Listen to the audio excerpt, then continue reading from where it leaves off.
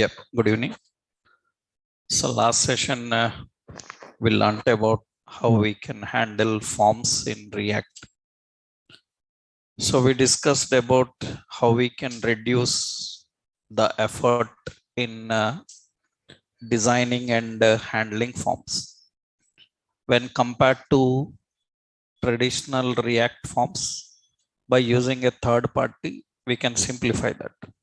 Now today we will see how we can handle validations in a form using third party, how we can manage that.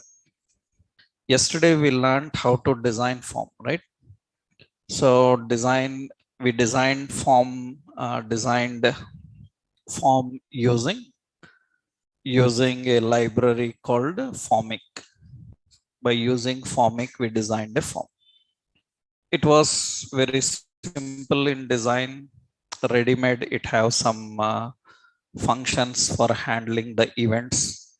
It was easy, right? So to work with it. Yesterday I explained this example, how to handle it. Now if we have to handle validations in a form, then how do we manage? We will see now. That means now we will see how we can handle the validations. So formic validations. How formic can handle validations. Without formic also validations we saw. And we saw that validations require a lot of event and data binding. Actually, let me give a clarity here, right? So what is validation? Validation is the process of verifying user input. Validation is the process of verifying user input. That means when user inputs any value, we have to verify whether the value is according to the requirement or not. That is actually validation. So why you need validation? Validation is required to ensure that contradictory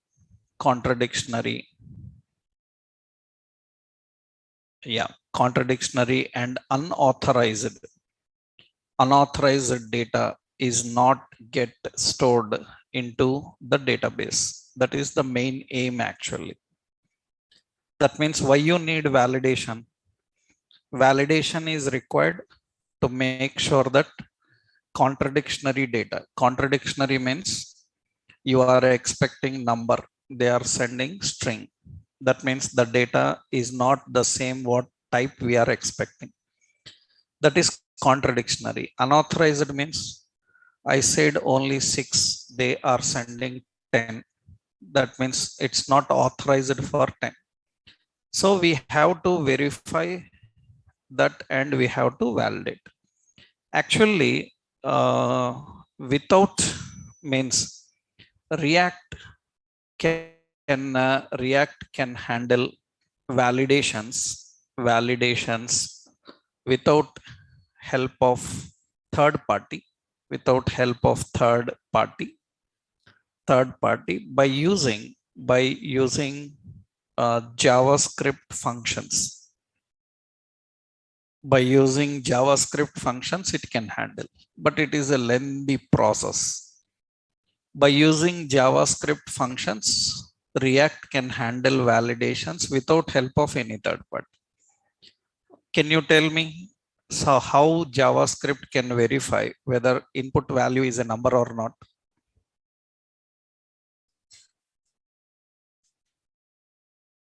How JavaScript can verify that input value is a number or not?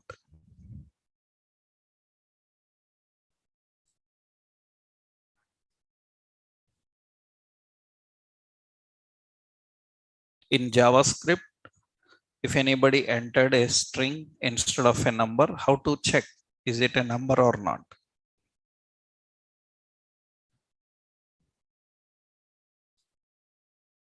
No idea. JavaScript provides a method called isNaN. IsNaN is a JavaScript function which will verify that the value is not a number and it will return true or false. Right? You have to be very strong in all the JavaScript to handle all this validation. How do you verify, suppose email? How do you verify email is having @ or not? How you verify whether a string is having particular character or not? For that, we have to use a function index of. Right? Index of will return -1 if the character is not there in a string. Right? That means just only outline I am telling, like this lot of functions. How do you know what is the type of value stored in a variable? Is it a number stored? Is a string stored? You have a JavaScript operator called type of. You have to use all of these. And by using this, React can handle the validation. React can handle the validation. So you need to depend on a lot of such JavaScript functions, string functions, array functions, number functions, parsing techniques for handling validation. So Formic have several abilities actually. Level by level, I will tell you. Actually, Formic also, third party also, directly will not handle everything. There are so many techniques I will show you. Actually, what Formic can do is, and one more point is React have to use various events to verify the value. To verify the value, it have to depend on a lot of events also, which already we learned. We saw that we have used on blur, am I right? To verify after they finish typing, you want to verify on blur. While typing, then we use on key up. Right? On when they selected, then we use on focus like this. And when they are doing some change, we say on change. For drop down, I told you, na? Change. All these are required for managing the validation. But Formic have little simplified. But still not satisfying. Then a developer have more plugins to add. Right? Formic have a little better solution, but not satisfying. I will show you. So that means here, Formic can use validation from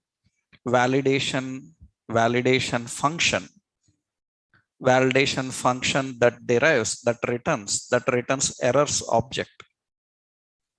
Formic can use validation from validation function. It can use validation from validation function, right? From validation function that returns errors object, that returns an errors object. That means here again the same concept. That means you have to use JavaScript methods. You have to use JavaScript methods for verifying the value. You have to use JavaScript methods for verifying the value. So again, same, but little bit better when compared to previous. In previous example, what we done when we done validation. So if you remembered, you see in previous example, I think that is the validation. Yeah. So in previous example, when we return validation here, what happened is for validation, we have to write on key up verify password, on blur hide password. We have to write lot of events. We have to write lot of events also. But this we can little bit simplify now, right? Let's see. We will see all techniques. That means how we can maximum handle the simplification features. Huh? Now see here, let's create a simple form first. So I will add a new component.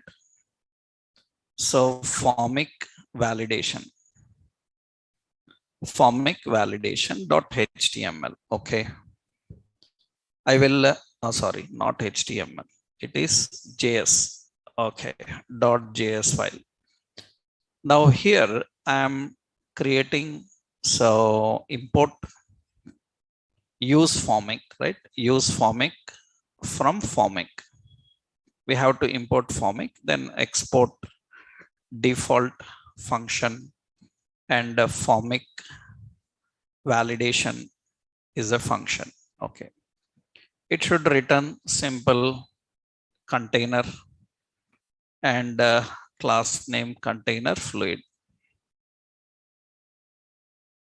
And here I give the heading as some register user. Okay, now here I will keep this in startup first. Formic validation component. Okay, so let's see, it's working fine. Okay, now let's go here. What are the various phases here? Validation, right? That means what are the various phases of validation and how do we handle the validation?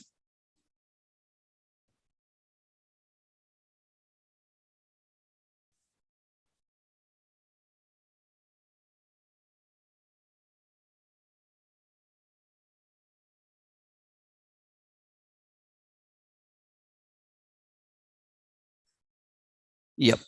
So here we are dealing with the JavaScript methods. Then actually how to handle, I will tell you. What are the steps here? First step, step one is you have to create a function for accepting form values. You have to create a function for accepting form values and verifying a comma, verifying the values, verifying the values and verifying the values and reporting errors. One second.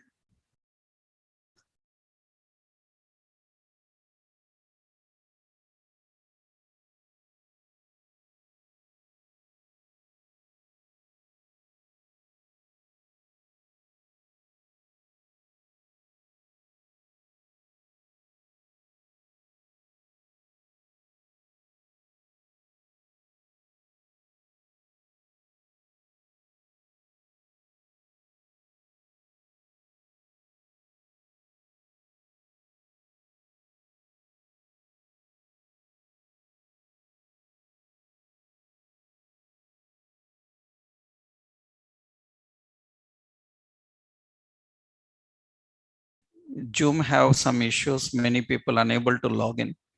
All the complete Zoom server is down. So we will take a short session today so that others will not miss out. Right? I'll take a short session. Tomorrow we'll continue. Right? Just one point we will discuss. Right. So here you see, we have to first create a function, accept the values from form, verifying the values and report the errors. How it can happen? So we will write a function. So suppose validate form. Okay. How this will have to, what this have to do? As I told you, it should accept data from form. That means it have to accept the values. That means it have to accept the values from the form. After accepting the values, it will have an errors object, right? What it will do is it will verify these values. That means we will say if values dot some name, okay? That means that is form values. Some name is equal to empty. Then it should display some error message. That means what we do, errors dot name, errors dot name. So in this is an object now. This is having name, and what should be the name? What message you want to display? We say some required like this. That means I'm just writing here one condition. Similarly, I have to define if values dot email, right, is empty. So is equal to empty. Then errors we have to define. Yeah, we have to define errors dot email. Email is equal to required.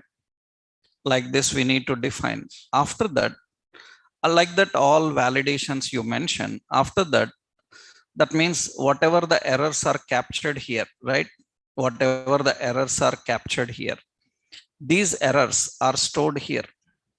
That means what it should do, it should return errors. It should return errors. Okay, it should return those errors and display. Right. So for online people, we will stop the session here, right? And we will continue in tomorrow's session. Okay.